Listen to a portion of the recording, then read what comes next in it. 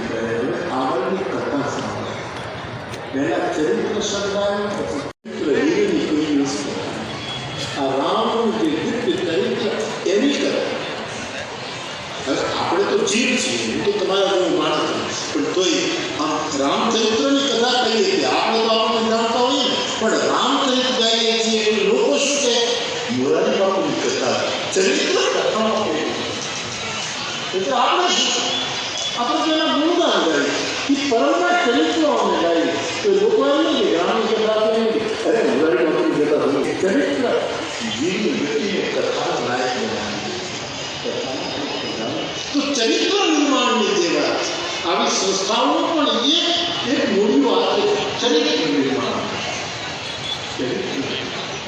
આ એક મોટી વસ્તુ અને એટલા માટે ગાંધી બાપુથી લઈને બધા અહીંયા આવવાનો વિચાર એટલા માટે બધા મહાપુરુષો અહીંયા આમનું દર્શન કરવા આના માટે અભિપ્રાયો આપવાનું કામ કરે છે. તો બાપ હવે વિશ્વામિત્રજી આવ્યા છે. એમના યજ્ઞમાં મારી અને સુબાહુ આદિ આસુરી કરતો એના અનુષ્ઠાન બંધ પાડ્યા. વિશ્વામિત્રજીને કહ્યું કે હું તપોબળથી શ્રાપ આપીને રાક્ષસને ખતમ કરી શકું, પણ હવે મારી નાખે એવી વ્યક્તિની આ પૃથ્વીને જરૂર નથી.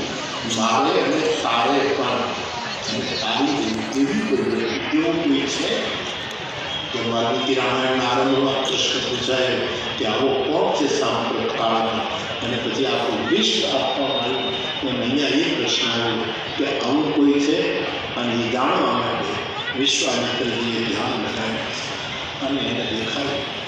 આ જોયું ને બેટા, એટલા માટે રામરક્ષા સ્તોત્ર લખાય. આખું રામરક્ષા સ્તોત્ર કૌશિક મુનિએ લખ્યું. એને ધ્યાનમાં આ બધું દેખાયું. યા શું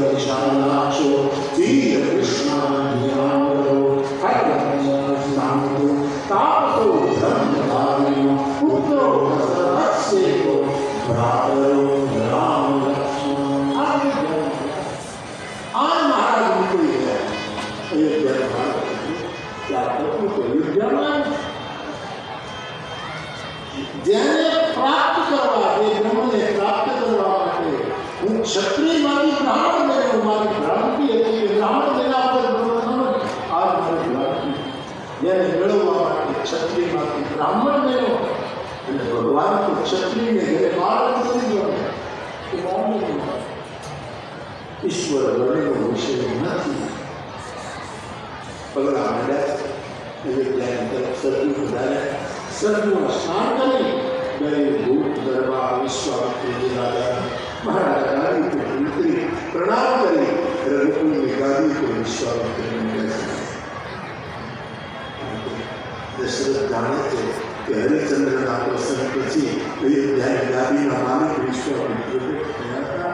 આ તો હવે મૂળ પુરુષની જાણે ખબર જાણે છે. ટૂંકમાં ભોજન કરે. વિશ્વામિત્રજીએ પ્રસાદ ગ્રહણ કર્યું. પછી રામ લક્ષ્મણ એ બધાએ પહેલા આનો અર્થ પંડિત રામચંદ્રજી મહારાજાનો કર્યો. બ્રહ્મની રામચંદ્રજી એમણે એમ કહ્યું કે આપણે ત્યાં એવી માન્યતા ઠીક છે, એવી માન્યતા છે કે તમે બહુ ઉપવાસ કરો તો ભગવાન કિંકરજી કહે રામાયણમાં પૂરતું છે કે 56 ભોગ ખાધા વિશ્વામિત્રજીએ અને પછી રામાયણ. એટલે ઉપવાસ કરીએ તો હરી મળે, પેટ ભરી ખાધું તો આવી બધી ભ્રાંતિ કાઢી. એને મળવું હોય ત્યારે આપણે ગમે તેવા હોય કેવી મળે. માને મળવું જ હોય તો બાળક ગમે તેવું કરવું હોય તો ઉપાડી એને. એટલે ઉપવાસ કરવાના, પણ આમ તૂટી જાય એટલી ભૂખી રહેવાની. વિશ્વામિત્રને રામ બોલ્યા પરિપૂર્ણ જમી બોલતા રહ્યો કે ઉપવાસ કરવાનો પણ બીજી કરીને ઘરે નથી કરું એના ભોજન બધું બધાને બતાવે પણ થોડુંક ખાઈ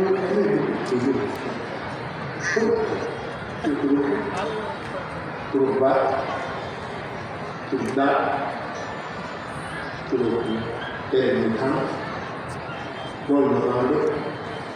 તો અત્યારે બધું ન કહેવાનું લઈને જાણું છું, કારણ કે અત્યારે વિશ્વાસ બધું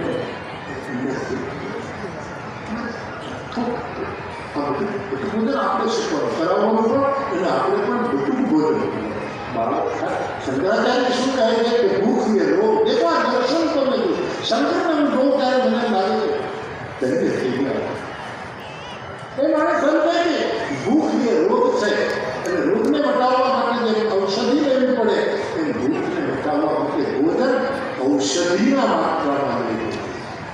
ઔષધિ દુનિયાના ભોજન સ્વાદિષ્ટ ભોજન છે મારી. પણ આ તારા કેટલા ધર્મની કમાણી, આ કેટલા ધર્મની કમાણી. માણસો આટલા પ્રેમની હરિહર હરિહર આ કેટલા આ એમનું નથી વખાણ કરવા માટે એક રૂપિયો મારે કોઈ ભારતીય જોવાનું નથી. અને પોથી લઈને આવું, ગંગા જળાઈ મારું, પોથી મારી ઉતારો તમારો. અન્ન મારા ભાગ્ય, મારા નસીબમાં તો ઓછું છે, એ તો મારા ભાગ્ય ખાવ.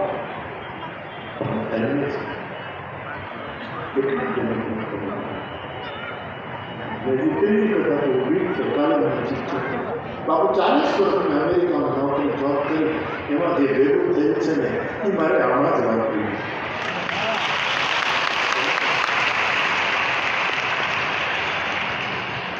અને કોઈ દિવસ મારા શ્રોતાઓ, આયોજકો, વ્યવસ્થાપકો કે ખાલી સર્વે કરવા આવતા મહાનુભાવો એ દિવસ એવું નહીં વિચારતા કે આ બધા ખોટા આ જીવન જાગૃતિ કરી. આ કાર્યક્રમોમાં પૈસાથી મદદ ક્યાં રૂપિયો તો બહુ રૂપિયો છે, એના કારણે હોવી રાખી રૂપિયો એટલે બહુ ના. આ એમનું નથી. મને આટલી બતાવો પછી પણ હજી આશ્ચર્ય થાય છે કે આ બધું કોણ કરી કરે, આ કોણ કરી કરે, કોણ કરી. હા, પ્રભુ કોઈને નિમિત્ત બનાવો, પણ આટલા બધાને સાચવવા અને બધું સુપેરે બધું ચાલતું આ કોણ કરે છે? કોણ? આ કોણ ચિત્રતા, એ કોણ? કયા કેનવાસ પર, કઈ ખુશી, કયા રંગના પટોળા અને કયા હાથે આમ શું કરાવું છે? આવી ડિઝાઇન શબ્દનો કદાચ ડિઝાઇન શબ્દનો ડિઝાઇન આટલા વર્ષો પછી પણ આશ્ચર્ય તકલીફ છે. કેમ થઈ શકે? હું 1 મિનિટ બોલતો બંધ થાવ તો